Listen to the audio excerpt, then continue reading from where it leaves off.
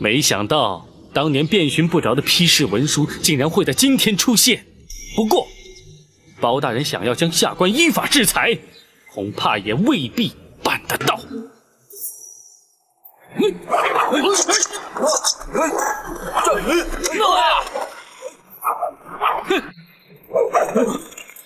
我倒要看看谁能接得下我这杆枪。就让我来会会你这个五黄眼。好，我也正想试试南侠展昭是否名不虚传。都给我退下！是。大人，这个世上恐怕很少有人看到这么多黄金放在一起，难怪有人为了他不惜一切，做出令人发指的事情。哼！可是他们也必须为此付出代价。如今证实黄金藏在王府之内，如何才能查证黄金是从矿场盗采而来的呢？每一锭黄金在熔铸完成之后，一定会打上印记，以证明该黄金的出处。而这块金砖却平整光滑，就是最好的证明。这样的证据的确是毋庸置疑了。大人，是否可以马上采取行动？当然可以，不过却先要定好策略。那我们该先抓张冲，还是先去王府呢？这倒是个难题呀。不管先到哪一边，另外一边一定会心生警惕。不错，张冲会逃，柴禄会马上处理黄金，到时候我们会顾此失彼。黄金迁移需要人手和时间，更需要放置之处，人却随时可以逃离，还是要先从张冲着手。先去抓张冲，柴禄那边一定会得到消息。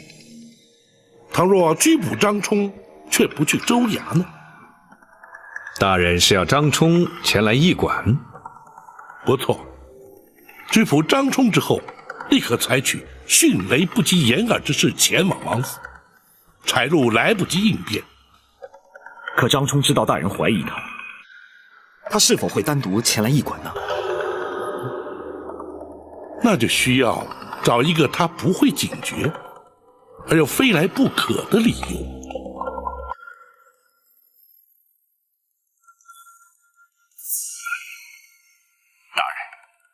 如果朝廷对张冲的处置已由地补送到，若以此为由，让他前来驿馆当面听取，是否可行？按照日程推断，朝廷的决定也该到了。此法可行，不过为防万一，还是要密切注意他是否有脱逃的意图。大人放心，属下会暗中盯着他，直到他来到驿馆，他逃不了。好，明日就依计而行。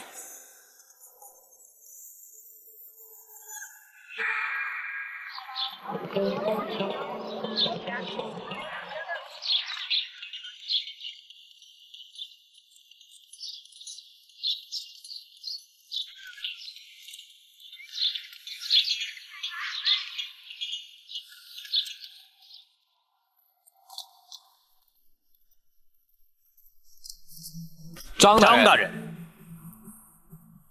方才衙役来报，两位要见本座。是，我们奉了包大人之命来请张大人前往驿馆。一大清早，包大人叫本座去是为了何事啊？昨天地铺送来朝廷的紧急公文，大人说那是朝廷对张大人的裁读，请张大人前去听取。哦，既然是为了公事，包大人何不前来州衙？张大人是要大人亲自前来？不，本座只是好奇而已，怎敢劳动包大人？既然如此，还请张大人随我二人一同前往。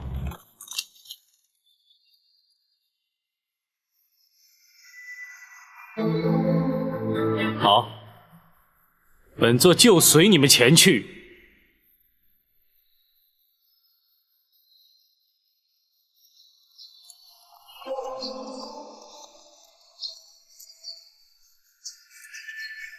张大人，请。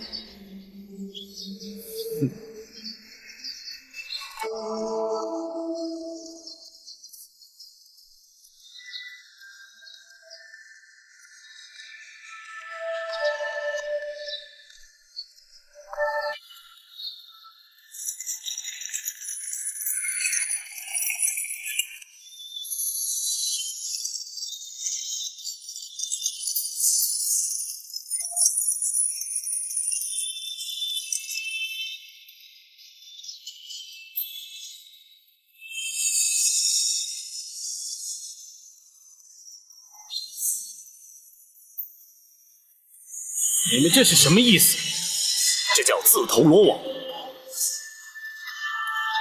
张冲，还不束手就擒！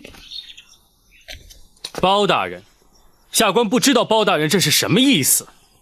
盗采金矿，杀人灭口，本府要依法将你逮捕归案。无凭无据，包大人凭什么认为下官与此案有关？又凭什么要将下官逮捕3年前，青州勘矿师田野奉你之命前去勘察矿脉，勘定的确为金矿之后，你却驳回探勘结果，非但未上报朝廷，反而利用范勇、郭北盗采金矿，并将田野杀害灭口，谎称失足落山。如今，当年你亲笔批复的公文为凭，你还有什么话说？张冲，本府劝你不要做无谓的困兽之斗。既然罪行已被揭发，就该坦然接受国法的制裁。没想到当年遍寻不着的批示文书，竟然会在今天出现。不过，包大人想要将下官依法制裁，恐怕也未必办得到。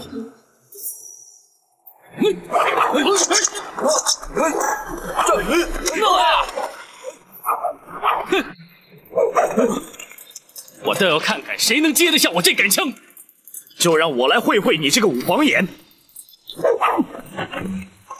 好，我也正想试试南侠展昭是否名不虚传。都给我退下！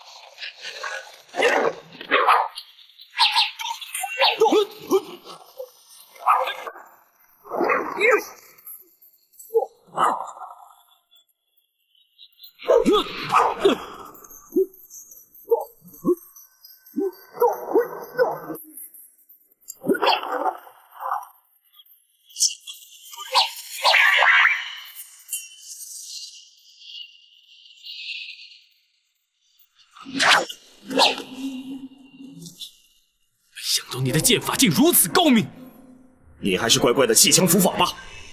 不，就算死，我要找个人陪。大人小心！保护大人！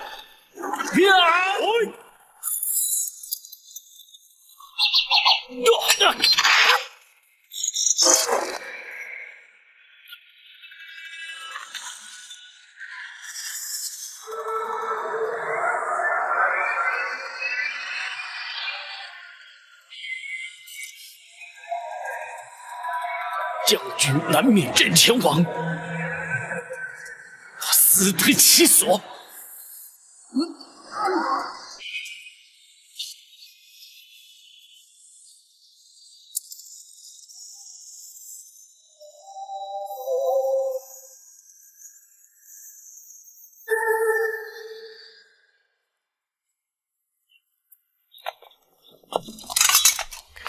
大人，他是存心想死，以为这样就保住了柴路了。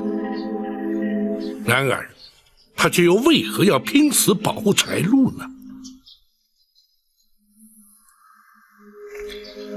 大人，张冲伏法了。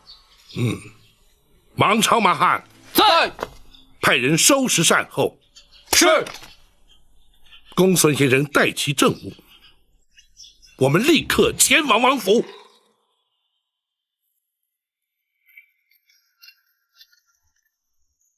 王爷，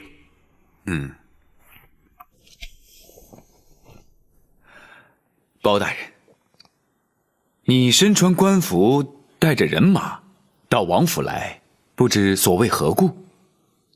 王爷，包拯今日是为了公事而来。哦，那本王的王府之中，能有何公事而言？包拯有可靠证据，证明王府之中有人与张冲勾结，犯下了盗采黄金一案。啊，竟有此事？是什么人如此胆大包天？柴路。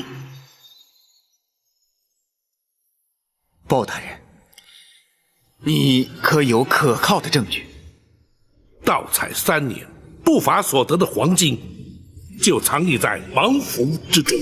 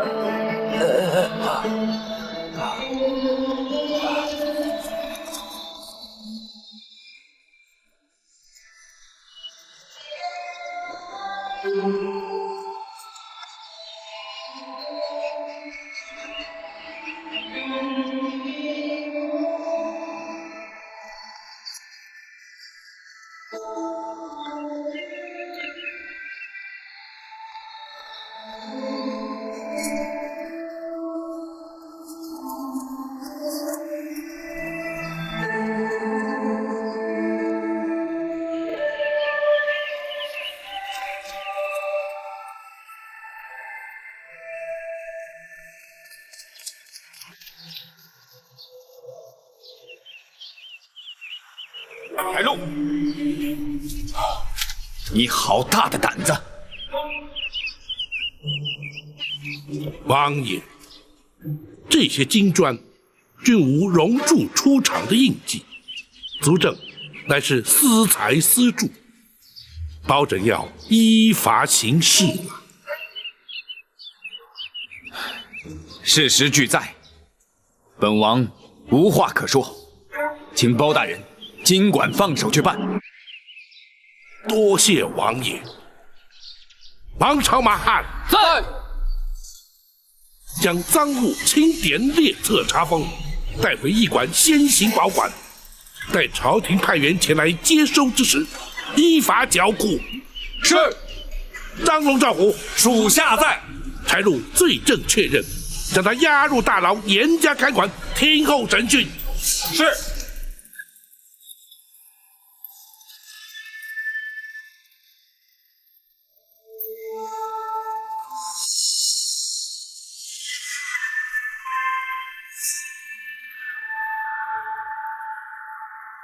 多谢王爷配合。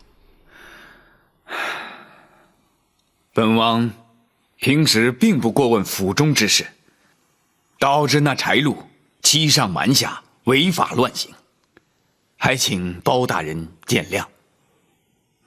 柴路违犯国法，但是个人行为，既非朝廷官员，又无责任归属，自然与王爷无涉。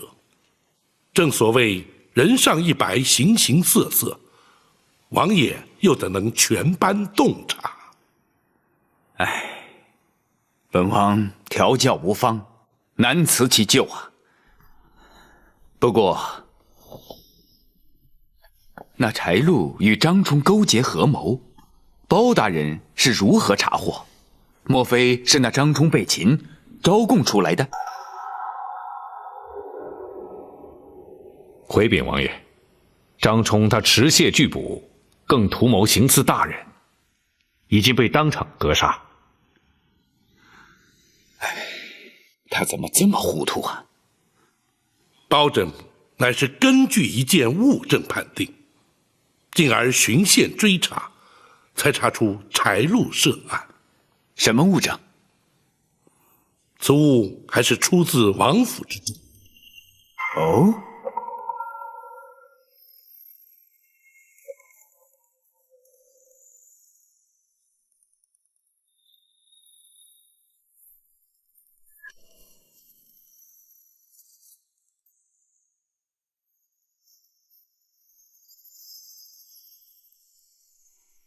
这图上的印记，可是王爷家族所有。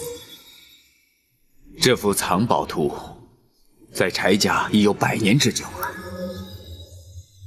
那柴禄身为王府总管，谁知竟敢监守自盗，将此图交给张冲，共谋盗采金矿，真可谓人心难测。王爷无需为他难过，这也是他咎由自取。王爷，此图如今已是全案物证，烦请王爷赐回。那是自然。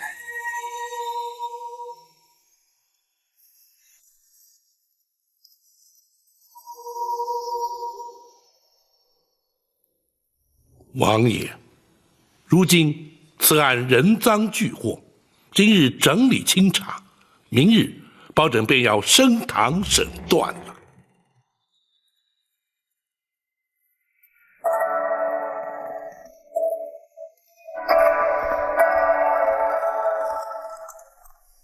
罪人拜见包大人。柴禄，在本府升堂之前，先要询问于你。如今人赃俱获，你可还有话要说？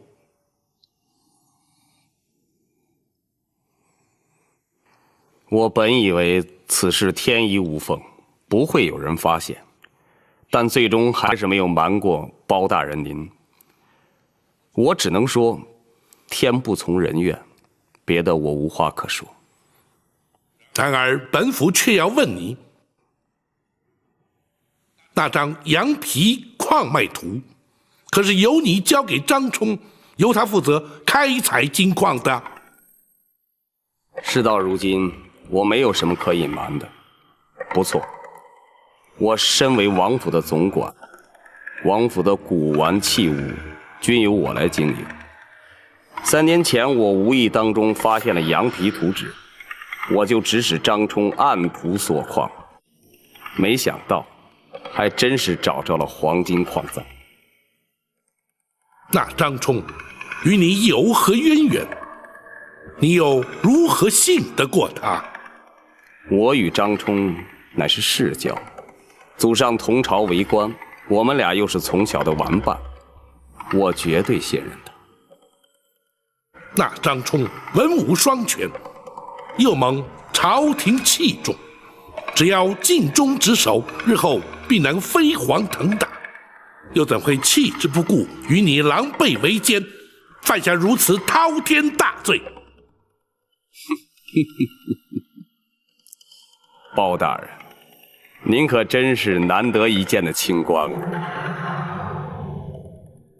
这与本府是否清廉，又有何关？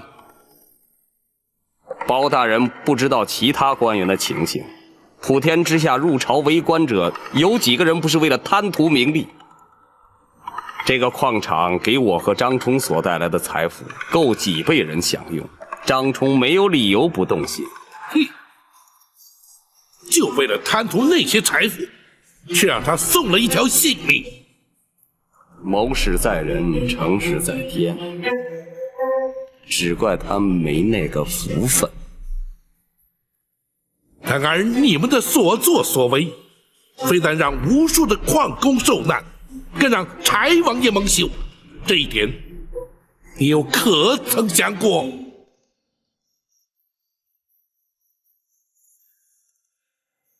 我贪图黄金，包大人依法处死，我罪有应得。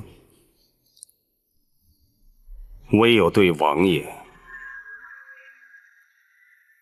我只有来生再赎罪了。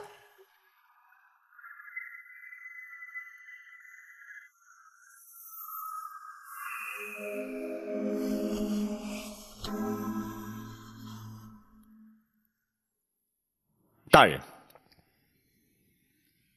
柴禄所说并非实言。哦，展护卫是据何而论？张冲私采金矿被大人查获之后，接下来他应该明白，大人会查出主谋是谁。可是他却留在青州不走，显然他不相信柴禄，怕他会私吞黄金。可柴禄却说他们互相信任，这话显然是假。展护卫言之有理。柴禄，你可有说辞？展大人想的太多了。张冲做事一向缜密，他有把握让包大人抓不住他的证据，所以他才留下的。可今天他知道大人掌握他3年前批复的公文，已经足以证明他有罪。他的武功虽然不如我，若是有心逃走，也并非绝无可能。可是他却选择刺杀包大人，丧命在我的剑下，这又为何？他是为了维护我？一派胡言！他怎么可能为了你而牺牲性命？我与张冲乃生死之交，这个恐怕展大人没想到吧？柴禄，不论你所言是真是假，如今那张冲已死，黄金又是由你所藏的库房之中搜出，罪证确凿，毋庸置疑。明日本府升堂之后，再详加论断。柴禄无话可说，任凭包大人发落。张兆虎，属下在。将柴禄押回大牢，由你2人亲自率府中官兵严加看管，不得有误。是。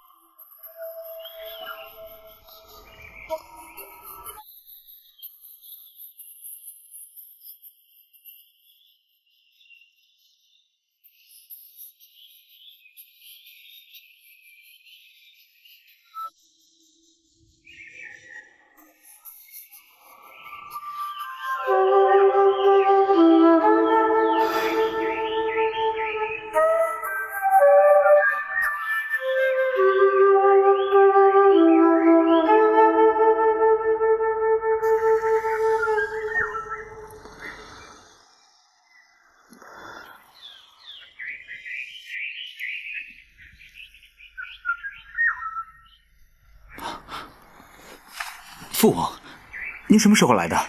啊，我才来了一会儿。那你怎么不叫我呢？我没有打断你，看来你完全沉醉在自己的音乐当中了。没错，有许多话不好对人言，有许多事也不便对人说，所以只好陶醉在丝竹之中了。是的，你是有许多话没有对父王讲。父王话中有话。我的确有别的意思。张冲和柴路的事，你都听说了？听说了。我想听听你对这件事情的看法。坐吧。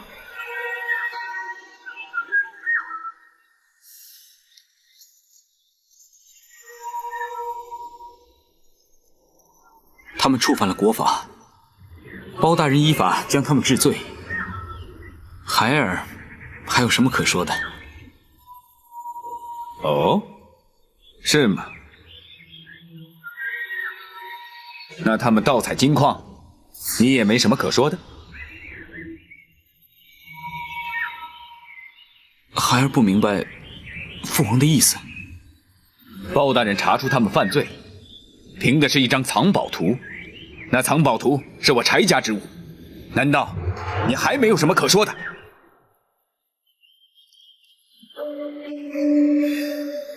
那是你14岁那年，因为你摔断了腿，你的祖父为了讨你的欢心而赠予你的。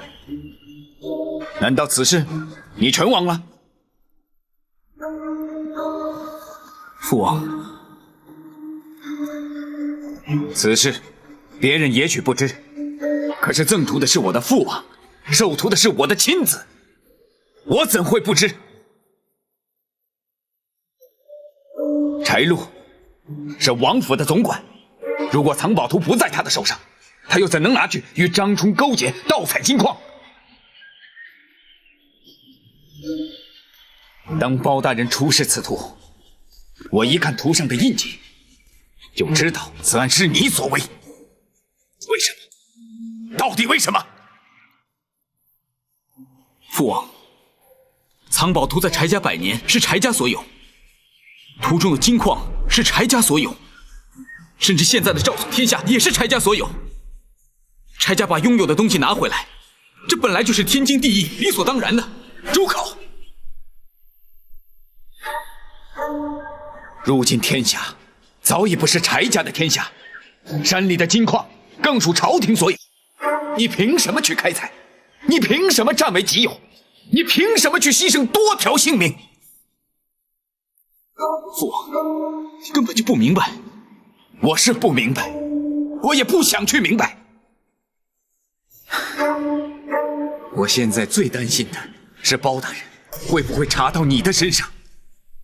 一旦如此，连我这个王爷也保不住你了。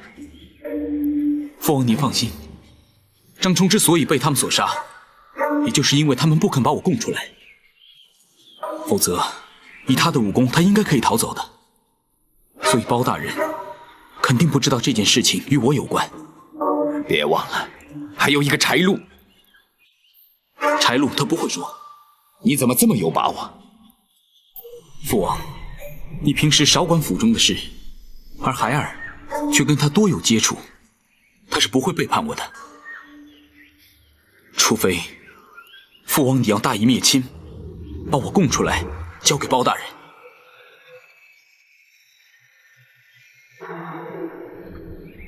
唉，父王还没有那么狠心。要我亲手把自己的儿子交出去送死，我做不到。如果是这样，包大人永远查不到我的身上。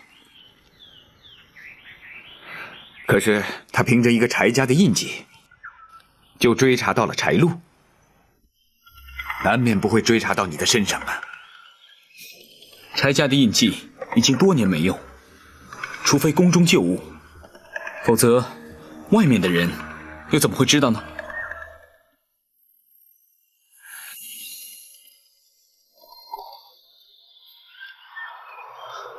婉儿，婉儿看过柴家的印记。哎，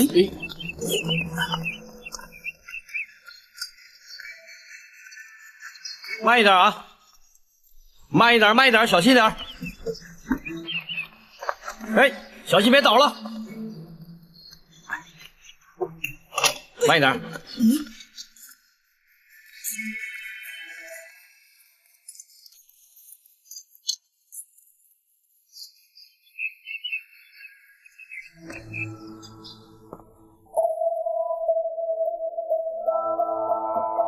哎，还有这个。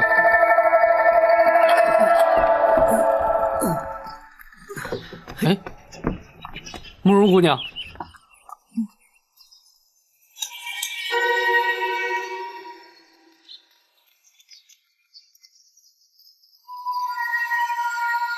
是不是从王府查到了黄金？是，大人让我们搬回驿馆扣押看管。大人是不是也带走了柴禄？是，如今正关押在州衙大牢。张龙赵虎带着士兵，亲自在大牢看守柴禄，可以确保不会发生意外。带回来查封战馆的黄金，更要确保安全。王朝马汉已派人在外面守着，放置黄金之处就挨着我的房间，有任何动静，我会马上知道。好，公孙先生可曾将全案整理完毕？回大人，学生都已准备妥当。明日便可升堂结案了。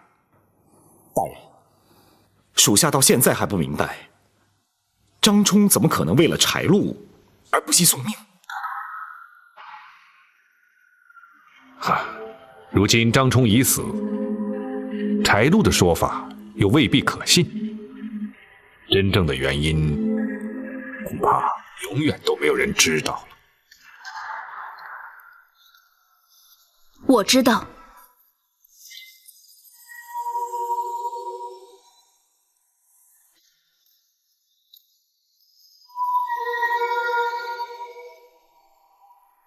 婉儿，你怎么会知道？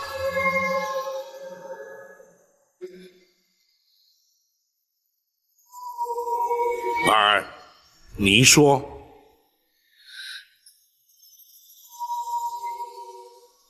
张冲要保护的不是柴禄，而是另外一个人。他要保护的是什么人？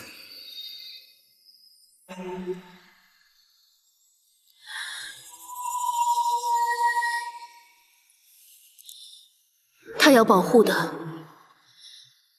是柴玉。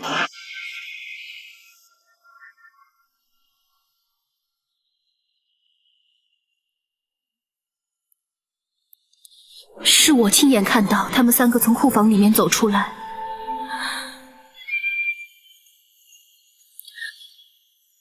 柴玉才是主谋。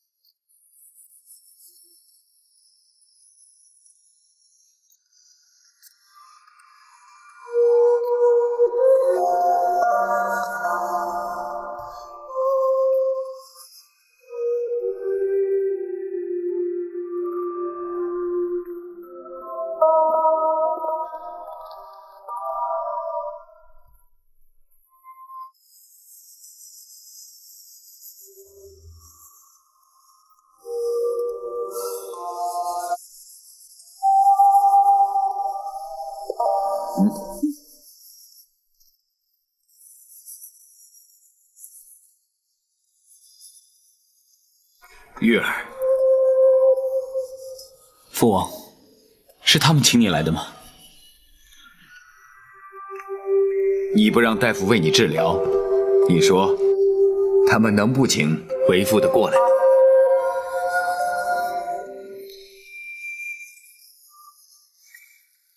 如今治不治病，根本已经不重要了。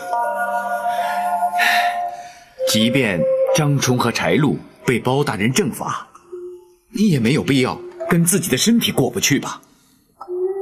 不，我根本就不是为了他们，那是为了慕容婉儿。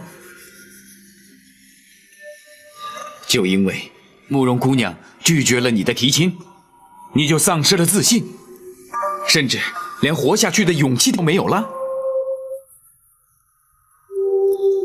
我就算不治疗，就算带着这个病，也可以活上好几年，只不过日子比较痛苦而已。玉儿，你为什么要这样的折磨自己啊？父王，你是不会明白的。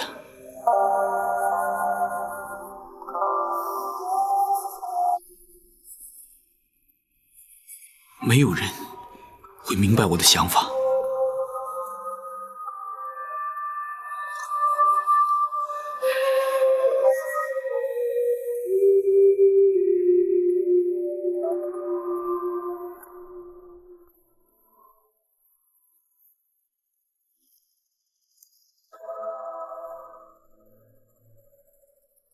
张冲与柴禄之所以会听柴玉的话，都源自他们的祖先对前朝时的柴家忠心耿耿。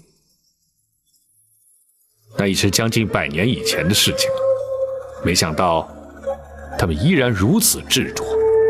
这就是愚忠。当事者自认为耿耿忠心，却将忠字用于不义之事。所以张冲才宁愿一死，以保护柴玉。不错，他以为如此一来，便查不出幕后的主谋是柴玉。可柴禄也是个人证，难道他也会寻死不成？张龙赵虎亲自守在大牢外面，就是防他自尽。要是他死不招供，又如何能查出柴玉？只要能够证实柴玉的确与他们曾经在藏经之处进出，就可以证明他对此事知情，单凭这一点便足以将他治罪。可婉儿是亲眼目睹的。除了婉儿之外，还有那些守卫藏经的卫士也是人证。可是他们都是柴禄的心腹。就因为他们全是柴禄的心腹，所以在搜查王府之后，我命张龙赵虎把他们关进大牢，逐一调查。展护卫此举的确掌握了先机，有了那些卫士的证词，便已足够。明日一早，我们就前往王府，将柴玉拘捕到案。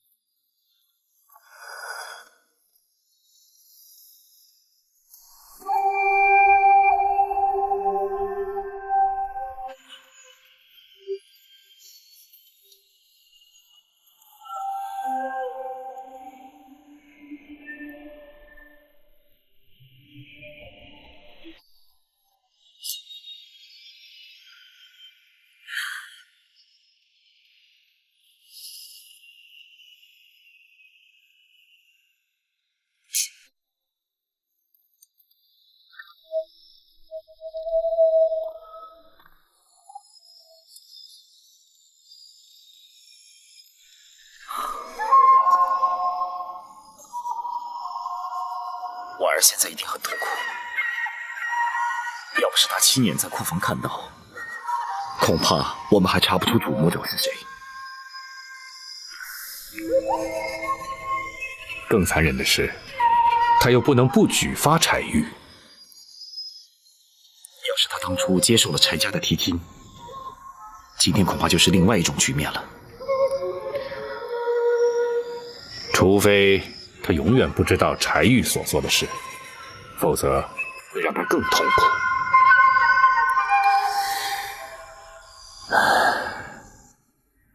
除了婉儿之外，还有一个人一定也很为难。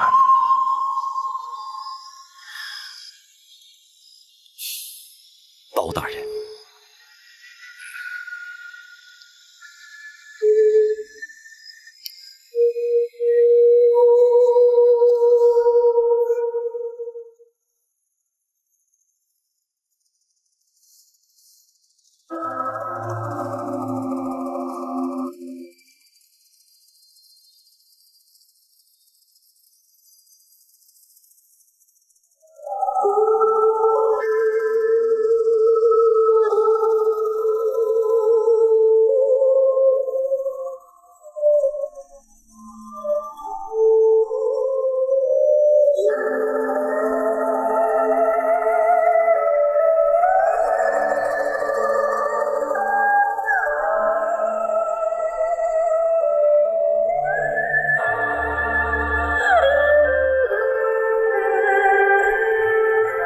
大人明日要前往王府拘捕柴玉，何不早点歇息？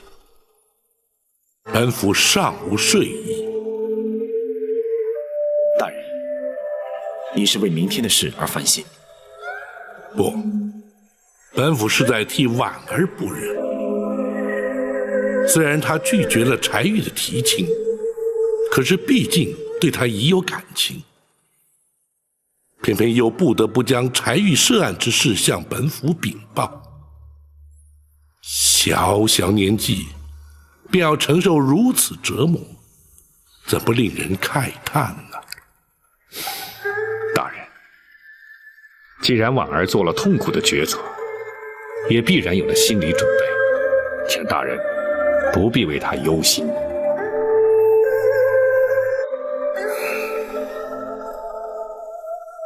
明日去拘捕柴玉之时，让他留在驿馆，在未结案之前，不要让他知道太多，以免徒增感伤。是，学生明白。大人替婉儿多方顾忌，可大人您自己呢？展护卫此话何意呀？大人明天必须要面对柴王爷了。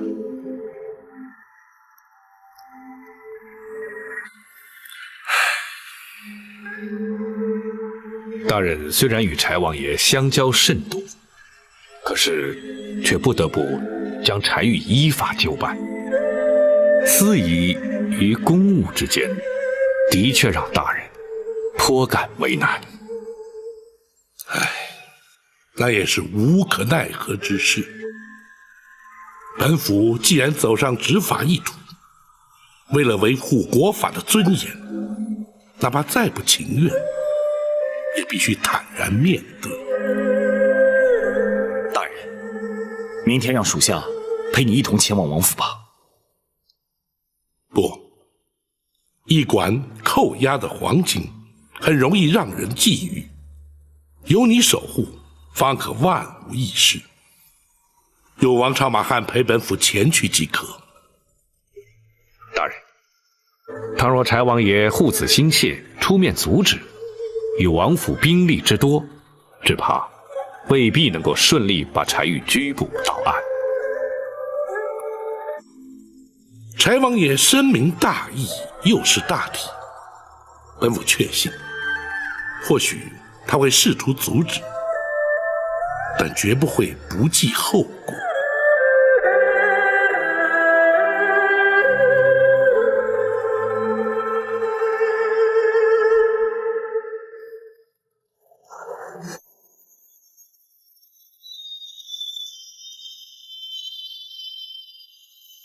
包大人，柴禄已然被你抓走，如今为何又带领人马硬闯本王府邸？王爷，包拯乃是为小王爷而来。包大人，此话怎讲？本案经包拯再三查证，小王爷非但涉案，而且更是主谋。包拯是来拿他归案。包拯情非得已，请王爷恕罪。王朝马汉在，将柴玉押往州衙。是，且慢。王爷因何要阻拦包拯执行公务？包拯，此处是本王的府邸，乃太祖皇帝亲封的领地，你怎敢在此随便拿人？王爷，包拯奉旨代天巡狩，执行的乃是当今皇上的旨意，入府拿人有何不可？你不要逼本王翻脸无情，王爷也不要逼包拯不顾情面。来人！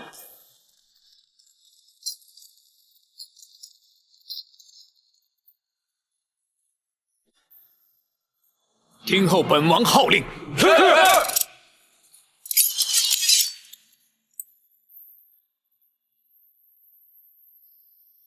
王爷，胁迫钦差，抗旨而行，犯下的乃是欺君大罪，依法该当如何？王爷心知肚明。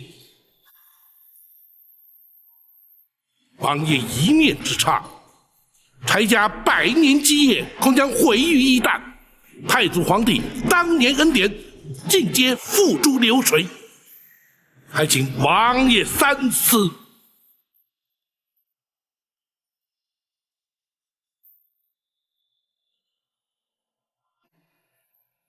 退下。是。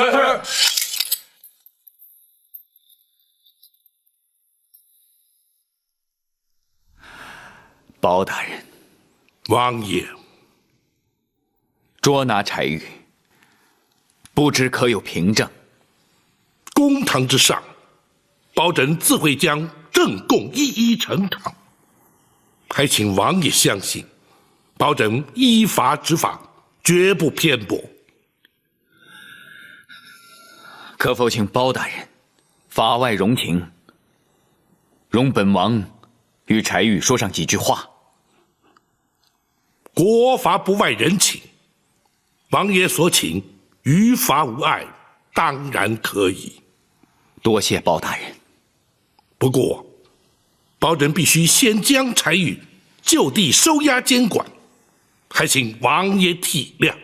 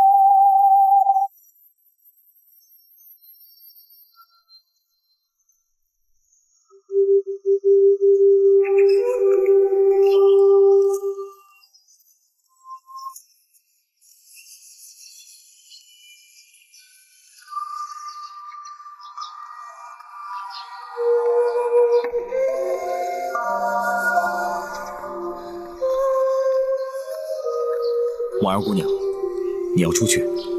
展大人，我想去一趟王府。包大人不是再三交代，叫你不要去的吗？大人是担心我，如果我去了，会无法承受小王爷被捕的事实。你既然明白大人的苦心，为何还要去增加痛苦呢？因为有一件事我必须要办。要是非办不可，我找人替你去办。这件事除了我自己，谁都办不了。你执意要去，我也不好阻拦。不过，我希望你有足够的心理准备。我明白。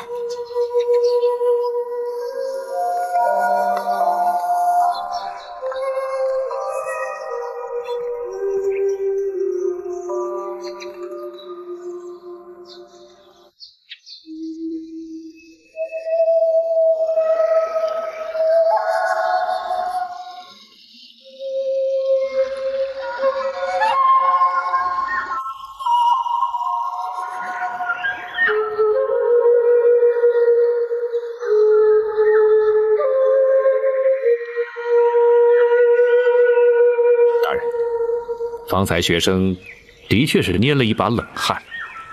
倘若柴王爷下令攻击，后果实在不堪设想。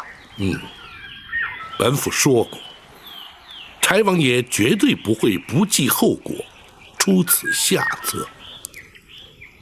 大人说的是，欺君之罪，罪在不赦；协众抗旨，视同谋反，一律该满门抄斩，诛杀九族。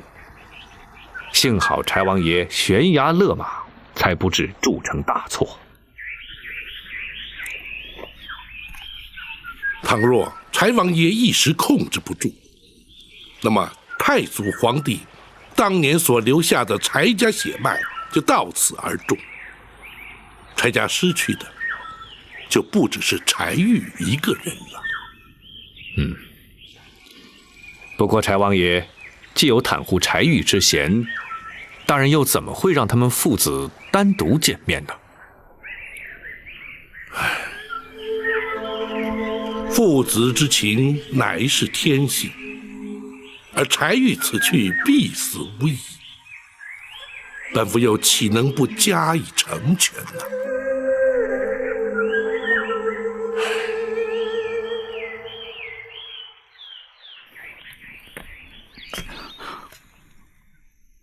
父王，包大人怎么说？他说：“你是主谋，要捉拿你归案。”果然是包大人，到最后还是瞒不了他。如果当初我们大周有像包大人这样的人才，也不会被赵匡胤夺取柴家的天下了。你说什么？如果当初包大人跟赵匡胤同朝为官，包大人就不会让赵匡胤窃国篡位的阴谋得逞，又何来今日的大宋呢？已经是近100年前的事情了，现在提他，还有何意啊？那父王，你认为孩儿做这么多，为的又是什么？父王的确不明白，你从小生长在帝王之家，衣食无缺，仆役成群，你究竟还有什么不满足的？父王问孩儿还有什么不满足，我倒想问问父王你。我柴家原本是君，赵家为臣，如今怎么会尊卑互换，君臣颠倒呢？朝代更替乃是大势所趋，那也是无可奈何的事情。难道我们就不能忠心复国，重建大周吗？什么？你这是痴心妄想。柴家现在的实力如何？你凭什么做如此妄想？父王，孩儿差一点就完成心愿了。如果不是包大人来到青州，快则3年，迟则5年，我们就拥有可以对抗大宋的实力。到时候，我们就可以重建我们大周的天下了。即便如此，父王也不会同意你的做法。父王，天下本来就属于我们柴家的。天下是赵家的如何？天下是柴家的又如何？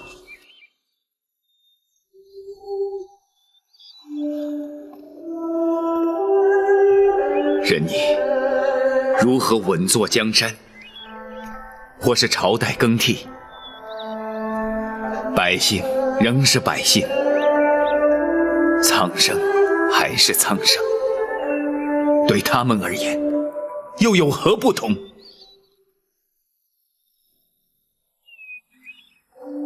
所谓是谁家的天下，不过是为了贪图更多的富贵和更大的权势，除此之外还有什么？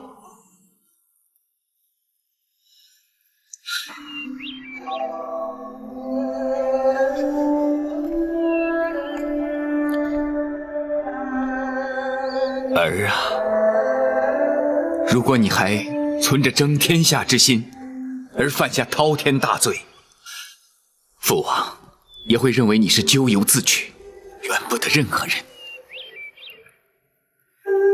这也是我一直瞒着你的原因。父王，你已经没有雄心壮志了。你说的没错，父王确实没有雄心壮志。我只想平平安安的在王府里做一个太平王爷。最让父王挂心的就只有你了。父王一直期盼着你能够一生平安，一生顺遂。可是没想到，我14岁那年就把腿给摔坏了。是啊，我知道，这也是你一生的遗憾。父王虽然身为王爷，却也不能替你弥补。我遗憾的是，因此我不能习武。如果我的武功练得跟张冲一样好的话，也就不会是今天这样的结果了。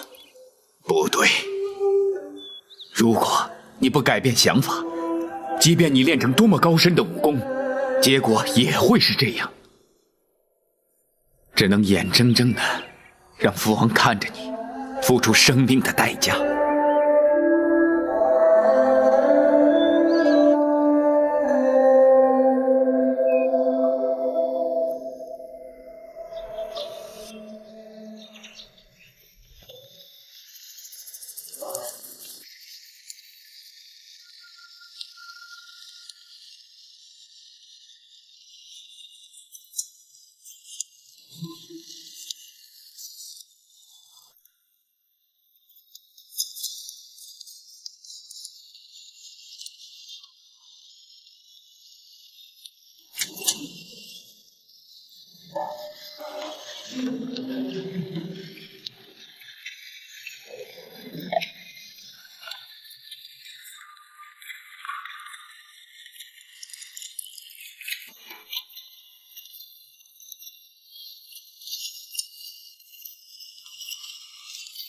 柴路，喝杯茶吧。啊，多谢。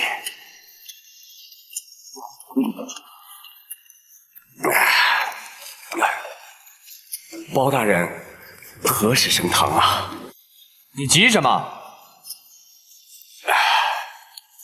包大人反正已经将全案查清楚了，我早晚都是个死，何必拖延？你别急嘛，等大人将主谋拘捕到案之后，会立刻升堂。主谋？盗取黄金是我跟张冲策划的，我们就是主谋啊！你以为包大人不知道啊？现在正在抓他呢。抓谁？柴玉。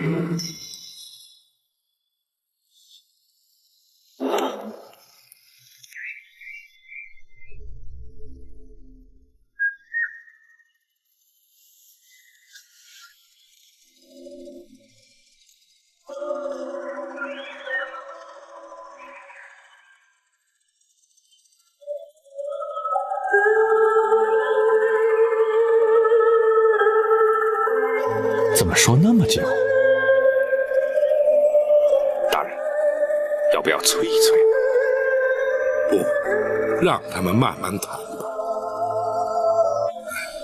这或许是他们父子之间最后一次见面了。大人还是心中不忍。柴王爷一生与世无争，柴玉是他最为疼爱的长子，如今却偏要他承受如此的打击，任何人见了也难以忍心。更何况本府与柴王爷之间的交情。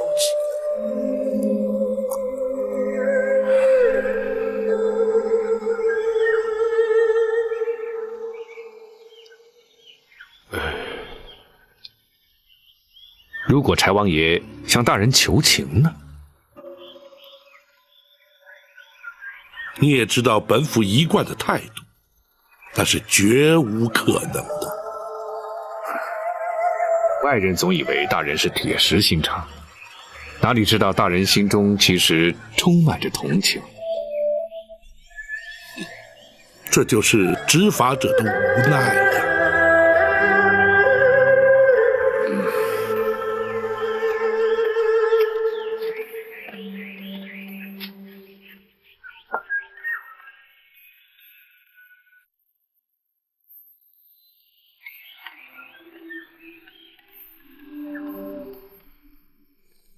大人，婉儿，大人不是叫你别来吗？婉儿，你有事要找本府？大人，婉儿只是想……本府明白。等柴王爷出来之后，你就去看看柴玉吧。多谢大人。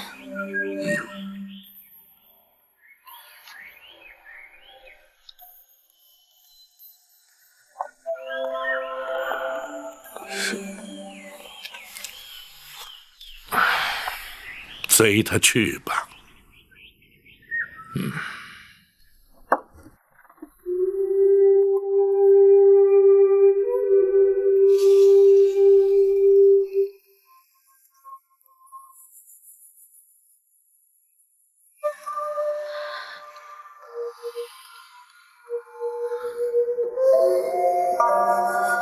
你来，就是为了把这个还给我。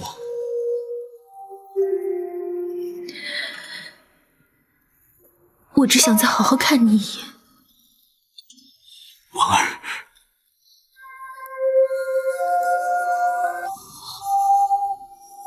你现在一定很恨我。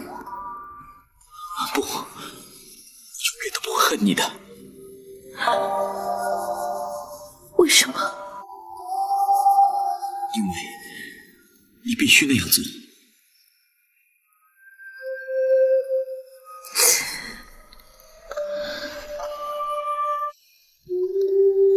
如果我有权利不这么做，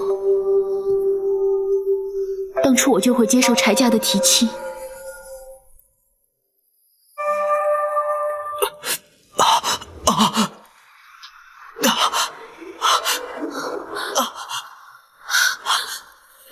你的药呢？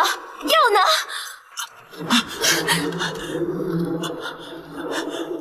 那药治不了我心里的痛。哎呀！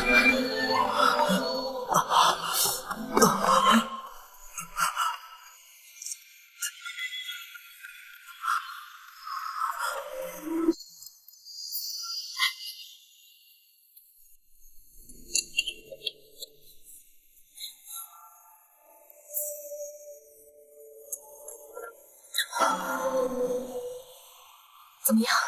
好点没有？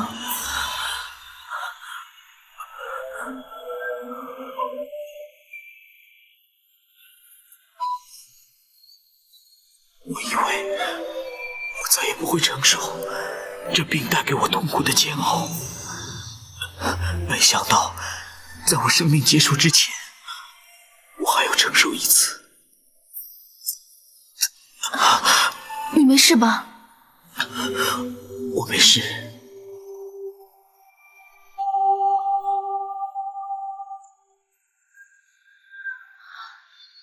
婉儿，你想不想知道那藏宝图的故事？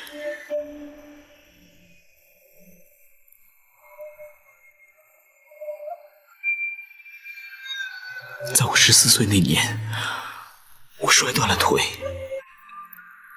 那个时候，我爷爷就把那个藏宝图给了我。他说，我们柴家的财富全部都在那里，可是那财富永远也看不到，摸不着。我当时就下定决心，等我长大之后，一定要让那财富看得到，也摸得着。因为我不能接受那种虚幻不实的东西。所以，你让张冲和柴路去盗采那座金矿？没错。现在，我的愿望实现了。可是，这仍旧是一场空。或许有些东西永远留在我的幻想里面，反而会走得更远、更长。有时候，保留一点幻想，要比实际美得多。你说的对，婉儿。当你拒绝柴家的提亲时，你知道我是怎么想的吗？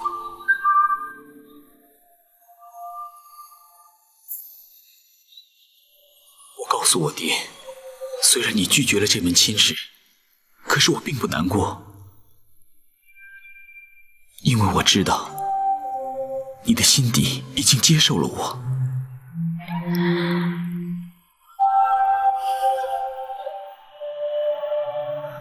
就像那藏宝图的故事一样，你就像是我的幻想，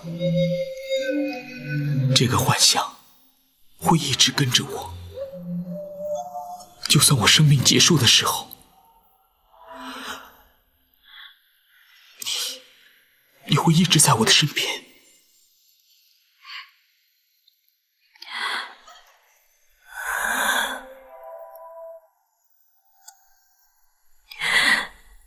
我也会永远把你放在我的脑海里。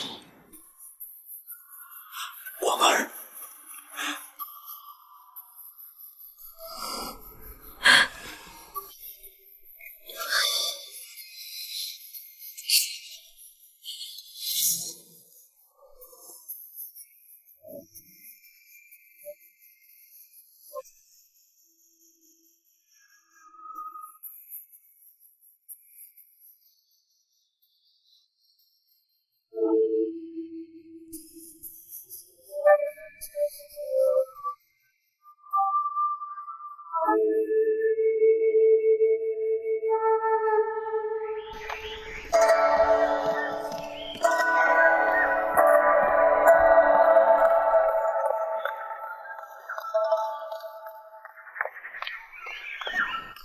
启禀大人，婉儿和柴玉见过面了。是，慕容姑娘已经先离开了王府，要属下向大人面报。她说会回驿馆等候。让他们立刻将柴玉押往州衙。是。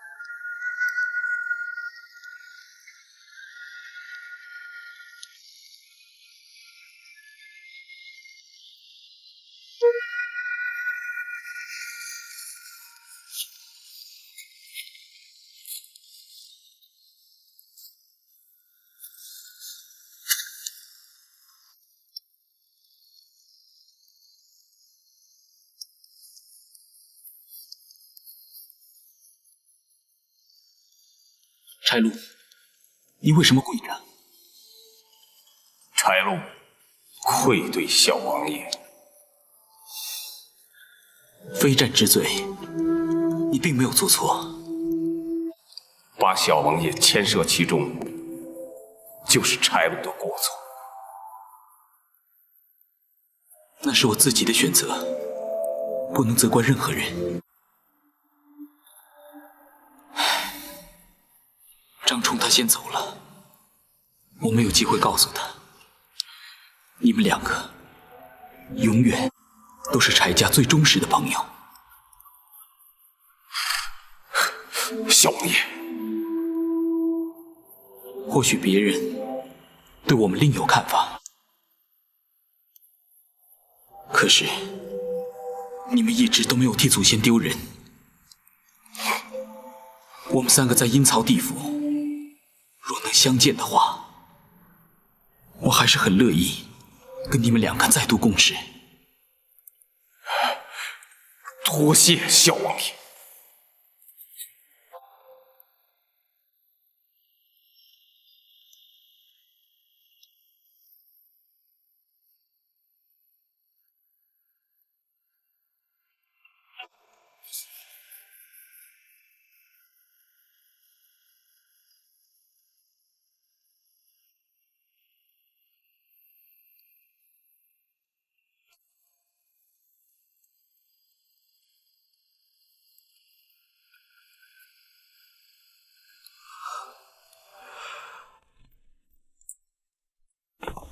启禀大人，已将柴玉关押在大牢，听候传审。